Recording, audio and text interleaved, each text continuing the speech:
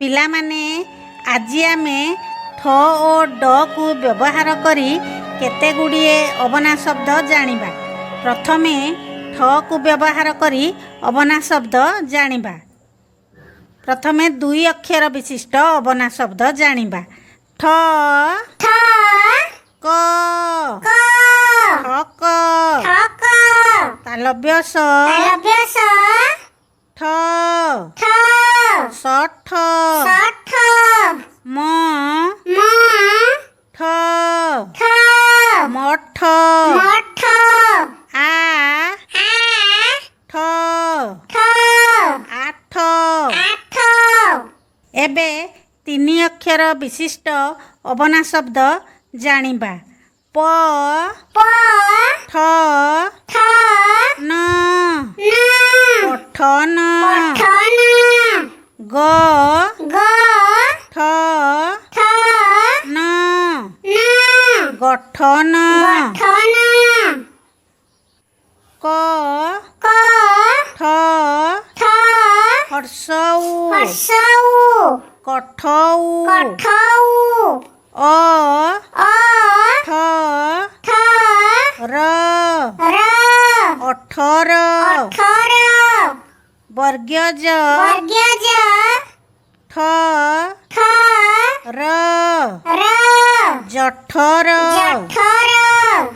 ପ ହର୍ଷଇ ଠ ପଇଠ। ଏବେ ଚାରି ଅକ୍ଷର ବିଶିଷ୍ଟ ଅବନା ଶବ୍ଦ ଜାଣିବା। ଆ ଠ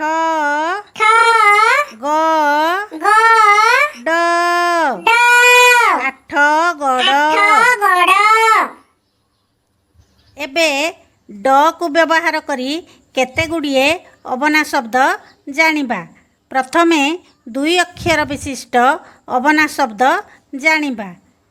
କ ଡ କଡ଼ ଗ ଡ ଗଡ଼ ବ ଡ ବଡ଼ ଆ ଡ ଆଡ଼। ଏବେ ତିନି ଅକ୍ଷର ବିଶିଷ୍ଟ ଅବନା ଶବ୍ଦ ଜାଣିବା। ଡ ଗ ର ଡଗର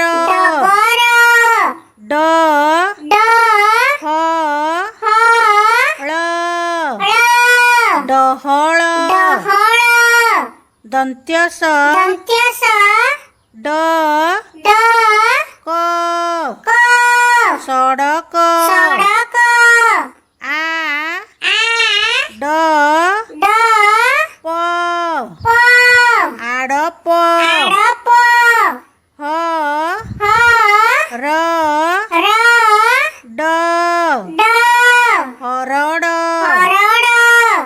ଖ ଦ ଡ ଖଦଡ଼ ପ ହର୍ଷଇ ଡ ପଇଡ଼ ପ ହ ଡ ପହଡ଼। ଏବେ ଚାରି ଅକ୍ଷର ବିଶିଷ୍ଟ ଅବନା ଶବ୍ଦ ଜାଣିବା। ଆ ଠ ଗ ଡ ଆଠ ଗଡ଼ ଧ ଡ ପ ଡ ଧଡ଼ ପଡ଼ ହ ଡ ବ ଡ ହଡ଼ ବଡ଼ ଗ ଡ ପ ଡ ଗଡ଼ ପଡ଼ ଡ ଗ